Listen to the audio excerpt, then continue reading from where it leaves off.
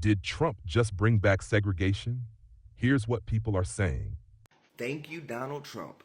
Thank you, Elon Musk. Segregation is legal again. This headline is making waves online.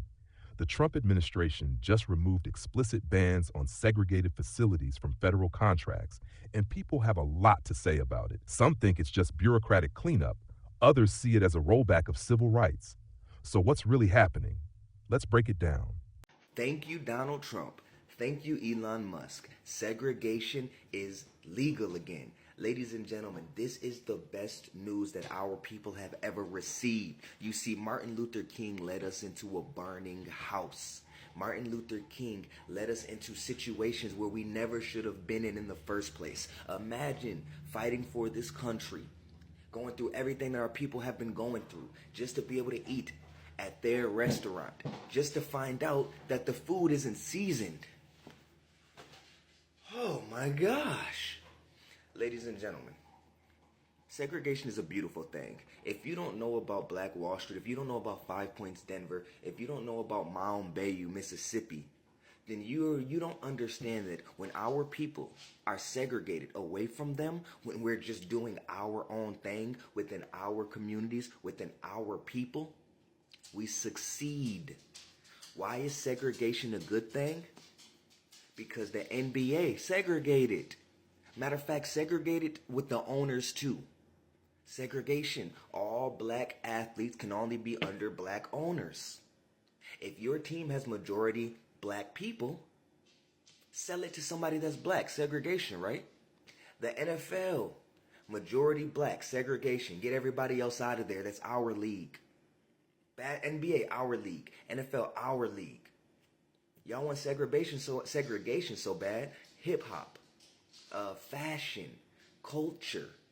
Segregate yourselves from all of it and leave our greatness to our people. Segregation is a beautiful thing. I'm so tired of hearing y'all saying Donald Trump rolling back segregation. They need to roll back education because a lot of y'all comprehension level is equivalent to an infant. I'm not understanding why y'all grown asses keep recycling the same BS just because that's what you want to hear. It's almost like that's what y'all want. Because if y'all wanted something different, y'all mindset would be different. Y'all can't even realize that y'all been segregated this whole damn time anyway. And we trying to debunk the BS that's been going on with the party of hate, the party of segregation, and the party of slavery. But I digress. A lot of y'all just love to play the victim. Y'all love to just recycle this same bigotry, hatred, racism. Why? Because it makes you feel like you got a voice and it makes you feel as though you're saying something. But if you was really using your voice correctly, you would be trying to change stuff and not recycling the same thing. Like Morgan Freeman said, if y'all want racism and all this stuff to stop, just quit talking about it. Because at this point, y'all the problem. I don't even blame the government no more. It's you. And while I'm on the topic, if y'all so worried about being segregated from everybody else, what do you want? Because last time I checked, y'all want y'all own everything. Y'all want black shows, black movies, black radio, black music, black neighborhoods, black churches, black grocery stores, black-owned restaurants where you got to pay $15 just to sit down at the table and a 22% gratuity no matter how many people sitting at the table eating, no matter how good or bad the service was. Y'all want all black everything anyway, but then y'all want to cry about segregation. Make it make sense. What do you want? And if you don't want to be segregated, which ain't nobody segregating us, stupids, but if you really were fearful that people were trying to segregate themselves from us, at what point do you turn inward and say, well, you know, what are the reasons why people don't want to be around us? It can't just be because of the color of our skin or because our hair grows up and not down. It can't be the reason. Because most of y'all got wigs on anyway, so they can't even tell that our hair is kinky no more. So it can't be about that.